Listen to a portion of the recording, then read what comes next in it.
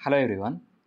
AP EAMCET 25కి సంబంధించి result అలాగే counselling ఎప్పుడు స్టార్ట్ అవుతుంది, అలాగే మనకి రిజల్ట్లో అందరికీ ఒకేసారి ర్యాంక్స్ అయితే ఇవ్వరు. సో కొందరికి ఇప్పుడు నేను చెప్పబోయే వాళ్ళకి ర్యాంక్స్ అనేది ఇష్యూ కాకపోవచ్చు, మీ రిజల్ట్ అనేది హోల్డ్లో పడే అవకాశం ఉంటుంది. సో ఎవరెవరికి ఏంటి అనేది డీటెయిల్స్ ఎక్స్ప్లెయిన్ చేస్తాను. సో ఇది ప్రతి సంవత్సరం జరుగుతూ ఉన్న ప్రాసెసే.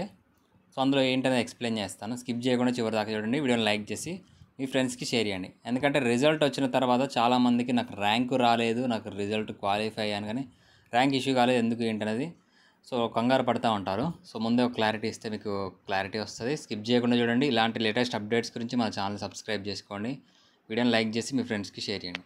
సో మెయిన్గా మనకి రిజల్ట్ ఇవ్వడం కంటే ముందు మనకి డిక్లరేషన్ ఫామ్ అనేది ఇచ్చారు. సో ఆ డిక్లరేషన్ అనేది మనకి ఈరోజే లాస్ట్. సో ఇది ఎవరికి? ఏపీలో ఇంటర్మీడియట్ చేయని వాళ్ళకి, అలాగే సిబిఎస్ఈ ఐసిఎస్ఈ బోర్డు వాళ్ళకి డిక్లరేషన్ సబ్మిట్ చేయండి. ఏపీలో ఇంటర్మీడియట్ చేసిన వాళ్ళకి అవసరం లేదు అని, ఏపీలో చదివిన వాళ్ళకి అవసరం లేదని వాళ్ళకి క్లియర్గా మెన్షన్ చేశారు. అయినా కానీ ఏపీలో చదివిన వాళ్ళకి కూడా మరి కొంతమంది స్టూడెంట్స్కి ర్యాంక్స్ అనేది రావు. సో మీకు రిజల్ట్ అనేది మీకు పెండింగ్లో ఉంటుంది. మళ్ళీ సెకండ్ టైం రిజల్ట్స్ అనేది రిలీజ్ చేస్తారు.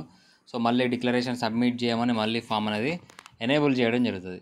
సో ఇలా ప్రతి సంవత్సరం ఎందుకు ఇలా జరుగుతుందనంటే, సో స్టూడెంట్స్ ఎవరైతే ఆన్లైన్ అప్లికేషన్ చేసే టైంలో మీ యొక్క ఇంటర్మీడియట్ సెకండ్ ఇయర్ హాల్ టికెట్కి బదులు first year hall ticket enter చేయడం కానివ్వండి, అలాగే ఒకవేళ ఫస్ట్ ఇయర్ హాల్ టికెట్ కాకుండా సెకండ్ ఇయర్ హాల్ టికెట్ రాంగ్గా ఎంటర్ చేయడం కానివ్వండి, సో ఇలా మనకి డీటెయిల్స్ మిస్టేక్ ఇవ్వడం వల్ల చాలామంది స్టూడెంట్స్కి సంబంధించి రిజల్ట్ అనేది పెండింగ్లో పెట్టడం జరుగుతుంది.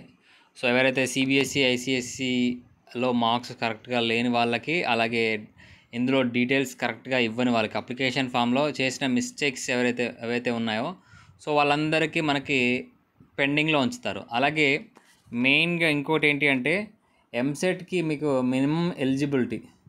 సో మినిమం ఎలిజిబిలిటీ ఏంటి అంటే 45% OC, BC, SC, ST, BC వాళ్ళకి, 40% ఎస్సీ, ఎస్టీ వాళ్ళకి. సో 40% ఎస్సీ, ఎస్టీ వాళ్ళకి మార్క్స్ అనేది రావాలి. అంటే ఆప్షనల్ సబ్జెక్ట్లో ఓసీ, బీసీ వాళ్ళకైతే 270 మార్క్స్, అవుట్ ఆఫ్ 600కి 270 మార్క్స్ రావాలి. అలాగే ఎస్సీ, ఎస్టీ వాళ్ళకైతే 240 మార్క్స్ అనేది వచ్చిన వాళ్ళకి మాత్రమే ర్యాంక్స్ అనేది రిలీజ్ చేయడం జరుగుతుంది. సో ఈ 240 ఈ బార్డర్ మార్క్స్ దాటకపోతే మీరు ఎంసెట్ కౌన్సిలింగ్కి ఎలిజిబుల్ కారు. సో మీకు ర్యాంకు ఎంసెట్లో ఎగ్జామ్లో 100కి 100 మార్క్స్, 160కి 160 మార్క్స్ వచ్చినా కానీ మీరు ఎంసెట్కి ఎలిజిబుల్ కాదు, ఈ 270 240 మార్క్స్ అనేది రాకపోతే. ఓకేనా?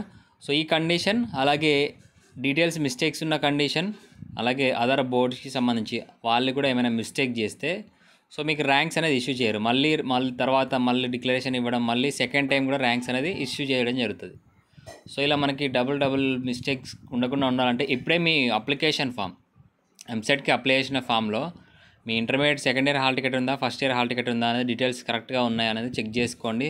సిబిఎస్ఈ వాళ్ళు అయినా కానివ్వండి, ఐసిఎస్ఈ వాళ్ళు అయినా కానివ్వండి, అలాగే స్టేట్ బోర్డు వాళ్ళైనా కానివ్వండి, తెలంగాణ బోర్డు వాళ్ళు అయినా కానివ్వండి. సో చాలామంది స్టూడెంట్స్ తెలంగాణలో ఇంటర్మీడియట్ చేసిన వాళ్ళే ఉంటారు. సో తెలంగాణలో చేసిన వాళ్ళకి సంబంధించి కూడా మనకి మార్క్స్ అనేది యాడ్ కావు. సో ఇది కూడా మనకు ఒక మైనస్ పాయింట్ అని చెప్పొచ్చు. సో మిగతా వాళ్ళందరికీ ర్యాంక్స్ ఇష్యూ అవుతాయి. సో ఇప్పుడు చెప్పిన కండిషన్స్ ఎవరైతే ఫుల్ఫిల్ చేయరో వాళ్ళకి ర్యాంక్స్ అనేది హోల్డ్లో పెట్టడం జరుగుతుంది. సో ఇది ఇన్ఫర్మేషన్. Thank you.